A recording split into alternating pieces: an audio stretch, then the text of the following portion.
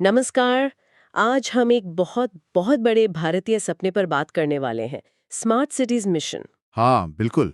पर रुकिए, अगर आप सोच रहे हैं कि ये चर्चा सिर्फ नई सड़कों, तेज वाईफाई या ऊंची बिल्डिंग्स के बारे में है, तो ऐसा बिल्कुल नहीं है। हम्म। आज हम इस मिशन की तह तक जाएंगे, ये समझने की कोशिश करेंगे कि ये शहर सिर्फ दिखने में स्मार्ट नहीं बन रहे, बल्कि ये हमें और आपको, मतलब नागरिकों की आदतों को, उनके व्यवहार को बदलने के लिए कैसे डिजाइन हो रहे हैं। ये बहुत जरूरी पहलू है।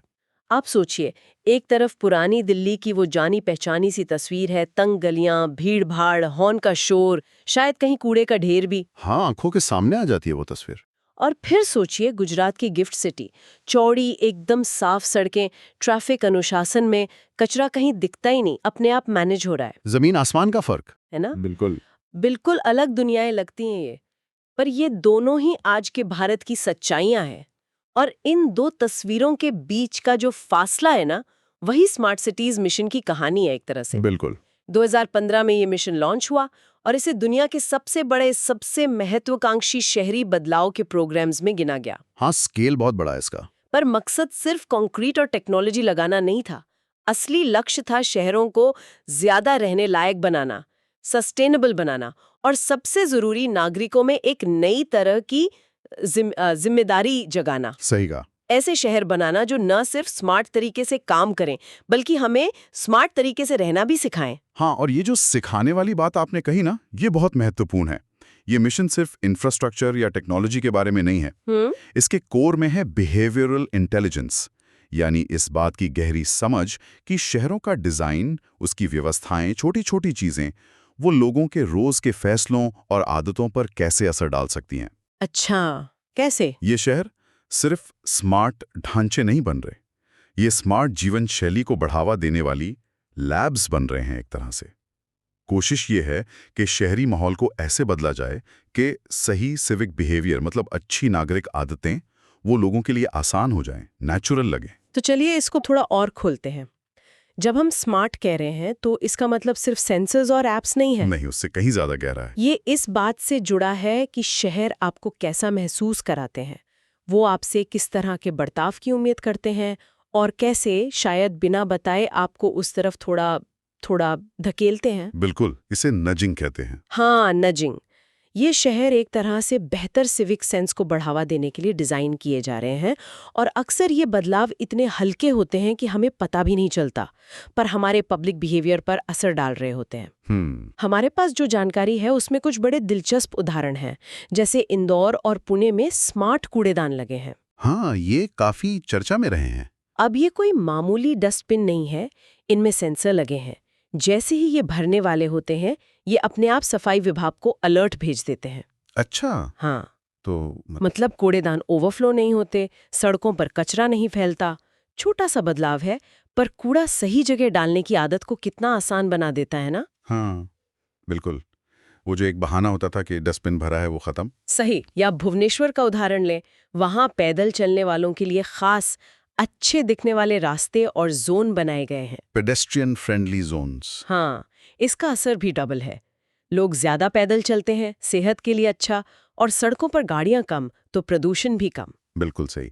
और ये सिर्फ सुविधा देने की बात नहीं है, ये डिजाइन साइकोलॉजी का इस्तेमाल है। अच्छा, कैसे? देखिए, अगर कूड़ा फेंकने की जगह साफ है, आसानी से मिल जाती है, तो ज्यादातर लोग इस्तेमाल करेंगे ही, है ना? हाँ, बात तो सही है।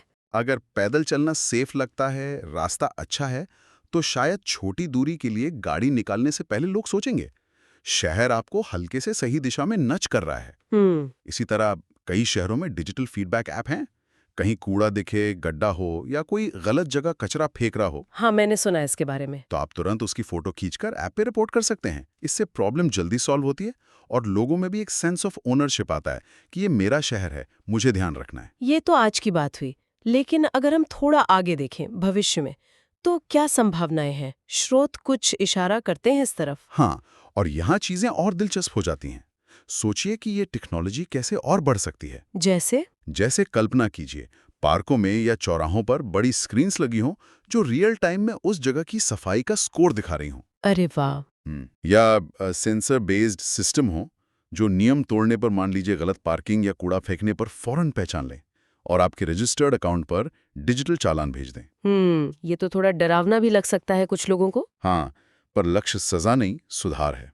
या सोचिए आपके फ़ोन पर ऐप हो जो आपके घर के पानी बिजली के इस्तेमाल के साथ साथ आपके एरिया की एयर क्वालिटी का लाइव डेटा दिखाए और शायद बेहतर आदतें अपनाने के लिए टिप्स भी दे। अच्छा। ये सब अब साइंस फिक्शन नहीं रहा, ये स्मार्ट सिटी प्लानिंग का हिस्सा बन रहा है। कोशिश है टेक्नोलॉजी से पारदर्शिता लाने की और सही व्यवहार को बढ़ावा देने की। चलिए अब कुछ ऐसे शहरों को देखते हैं जिन्होंने इस दिशा में वाकई कुछ करके दिखाया है, कुछ केस स्टडीज। सबसे पहले भुवनेश्वर की बात करते हैं। शुरुआती रैंकिंग्स में ये भारत का नंबर 1 स्मार्ट सिटी था। डिजिटल पायनियर भी कहते हैं इसे। हाँ, भुवनेश्वर का integrated command and control centre यानी आईसीसी एक बहुत बड़ा उदाहरण है। आईसीसी ये क्या है असल में? पानी सप्लाई की मॉनिटरिंग, कूड़ा उठाने वाले ट्रकों की ट्रैकिंग, सीसीटीवी कैमरास, इन सब के डेटा को एक जगह लाता है, इंटीग्रेट करता है। अच्छा, मतलब सब कुछ एक जगह से कंट्रोल होता है। कंट्रोल से ज्यादा मॉनिटर और कोऑर्डिनेट होता है। मान लीजिए शहर में कहीं ट्रैफिक जाम लग रहा है, या पानी की पाइपलाइन लीक हो गई, या कहीं कूड़ा जमा हो गया। हाँ, तो कंट्रोल सेंटर में बैठे लोग उसे रियल टाइम में देख सकते हैं और फौरन संबंधित विभाग को अलर्ट करके एक्शन करवा सकते हैं।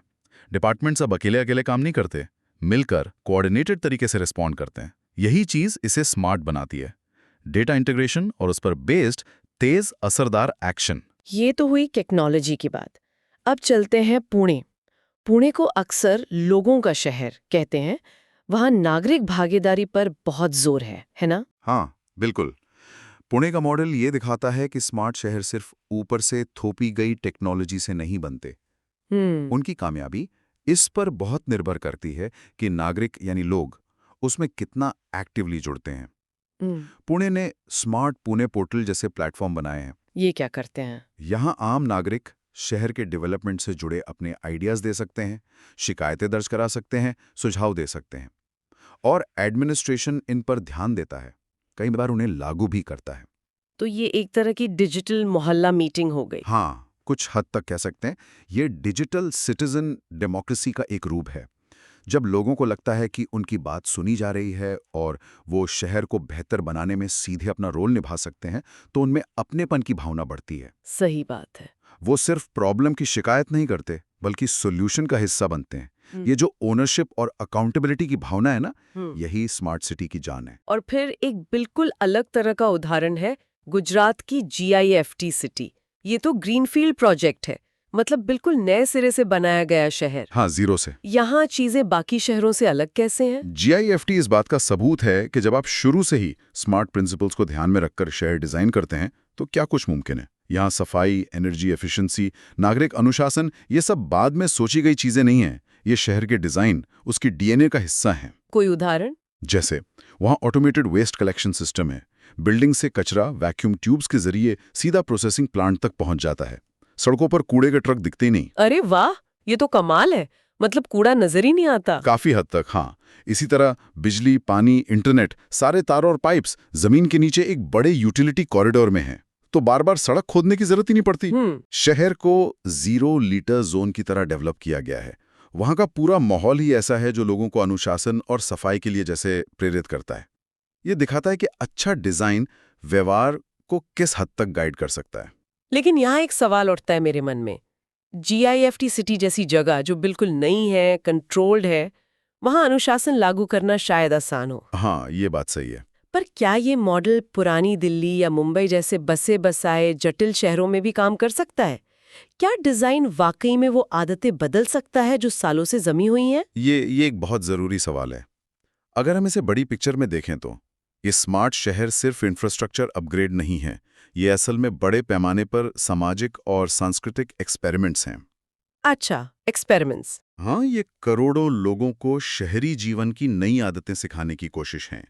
सफाई रखना, नियम मानना, रिसोर्सेज का सही इस्तेमाल करना। गिफ्ट सिटी जैसे ग्रीनफील्ड प्रोजेक्ट्स दिखाते हैं कि क्या मुमकिन है। लेकिन असली चुनौती तो मौजूदा शहरों को बेहतर बनाने में है। और हाँ, डिजाइन एक पावरफुल टूल है, पर शायद अकेला काफी नहीं है। ये व्यवहार को प्रभावित कर सकता है, आसान बना सकता है, लेकिन शायद गहरी सांस्कृतिक सोच या सामाजिक आर्थिक मजबूरियों को पूरी तरह ना बदल पाए। बिल्कुल। टेक्नोलॉजी और डिजाइन सिस्टम तो बना सकते हैं, पर शहर का असली चरित्र तो लोगों से बनता है ना? यकीनन। तो ये स्मार्ट शहर इस मानवीय पहलू पर, मतलब एजुकेशन और लोगों की भागीदारी पर कैसे ध्यान दे रहे हैं? क्या सिर्फ स्मार्ट डस्टबिन और ऐप काफी है? नहीं, बिल्कुल नहीं। और स्रोत भी इस बात पर जोर देते हैं। स्मार्ट सिटी मिशन का एक बहुत अहम हिस्सा है एजुकेशन और कम्युनिटी एंगेजमेंट।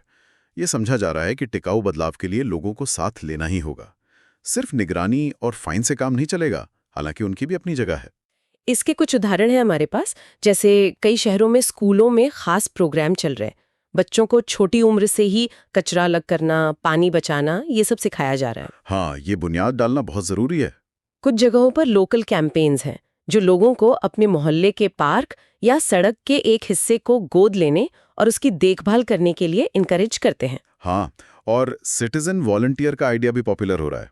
ये आम लोग हैं जो त्योहारों में, बड़े इवेंट्स में या कभी इमरजेंसी में म्यूनिसिपल टीम्स की मदद करते हैं। अच्छा। पुणे में हमने देखा कैसे यंगस्टर्स के ग्रुप हर हफ्ते शहर के अलग-अलग हिस्सों में सफाई अभियान चलाते हैं। सूरत में हाउसिंग सोसाइटियों के बीच कंपटीशन होता है, सबसे साफ ब्लॉक कौन बनेगा। अरे वाह। केरल में लोकल बॉडीज लोगों को घर पर ही गीले कचरे से खाद बनाने की ट्रेनिंग दे रही हैं। ये सब दिखाता है कि कोशिश सिर्फ नियम थोपने की नहीं, बल्कि एक कलेक्टिव जिम्मेदारी की भावना जगाने की है। लेकिन क्या इसमें एक बैलेंस की जरूरत नहीं है? एक तरफ एजुकेशन, मोटिवेशन और दूसरी तरफ नियम और एनफोर्समेंट। निश्चित रूप से ये बैलेंस बहुत बहुत जरूरी है। स्मार्ट टेक्नोलॉजी जैसे बेहतर सीसीटीवी कैमरे, एआई वाले वीडियो एनालिटिक्स, ये नियम तोड़ने वालों को पहचानने और उन्हें जवाबदेह बनाने में मदद कर सकते हैं। लेकिन जैसा मैंने पहले कहा, लक्ष्य सिर्फ सजा देना नहीं होना चाहिए। लक्ष्य होना चाहिए व्यवहार में पॉजिटिव और टिकाऊ बदलाव लाना। अगर लोग सिर्फ फाइन के डर से नियम मान रहे हैं, तो वो असली स्मार्ट सिटीजनशिप नहीं है। सही बात। असली कामयाबी तब है जब लोग नियम इसलिए माने क्योंकि वो उसका महत्व समझते हैं और अपने शहर को बेहतर बनाने में अपना हिस्सा डालना चाहते हैं। तो हाँ, एजुकेशन, मोटिवेशन, सुविधा और एनफोर्समेंट, इन चारों का सही मिक्स चाहिए। ये भी साफ है कि स्मार्ट सिटी मिशन सिर्फ उन शुरुआती 100 शहरों तक ही सीमित नहीं रह सकता। ये असल में एक बड़ी सोच है, एक स्मार्ट मानसिकता की तरफ बढ़ने का मूवमेंट है, जो धीरे धीरे पूरे देश के शहरों को प्रभावित कर सकता है। हाँ, पर यहीं असली चुनौतियां भी हैं। स्रोत भी इन पर इशारा करते हैं। पहली बड़ी चुनौती है स्केल अप करना। इन आइडियाज और टेक्नोलॉजीज को देश के हजारों छोटे बड़े शहरों, मतलब टियर 2, टियर 3 शहरों तक कैसे ले जाएं?